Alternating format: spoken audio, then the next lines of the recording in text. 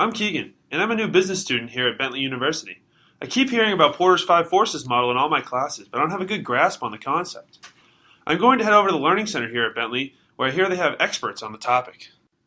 Hi Keegan, I'm Christiana, and I'm the director of the Learning Center here at Bentley University. My expert colleague Ashley and I are going to help you better understand the Porter's Five Forces model. Porter's Five Forces is used for studying the overall attractiveness and profitability of an industry. The five forces are supplier power, buyer power, threat of substitutes, threat of new entrants, and rivalry among competitors.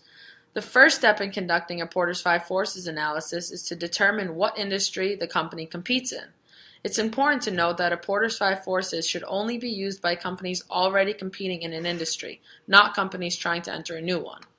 The first force is bargaining power of suppliers. Suppliers are those who provide the industry with the raw materials needed to create its products. The bargaining power of suppliers refers to the ability of suppliers to raise prices and dictate their own terms. First, you must identify who the suppliers are for a given industry. Some of the factors that influence supplier power are costs of switching suppliers, number and scope of suppliers, and how important the industry is to the suppliers. The second force is buyer power. This refers to the ability of the buyers to influence the actions of the firms within the industry. It is important to identify who the buyers are in the industry.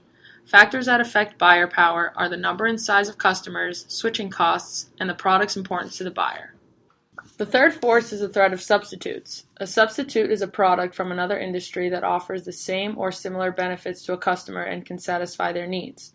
For example, in the movie industry, they are trying to satisfy the customer's desire for entertainment. However, the threat of substitutes is very high due to the numerous alternative forms of entertainment out there. Hi, I'm Ashley, and I'm an expert on the threat of new entrants and rivalry among competitors.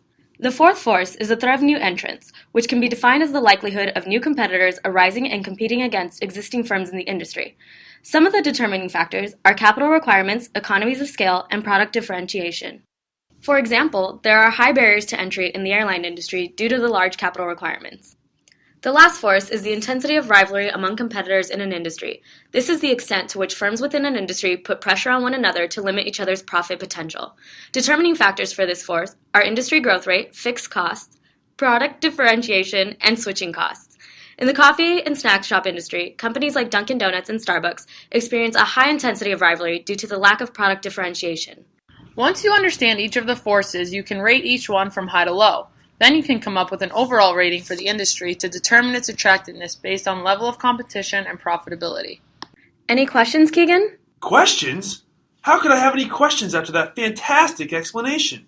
I don't think Michael Porter could have explained it any better. Thank you so much. Now that I have a clear understanding, anything is possible.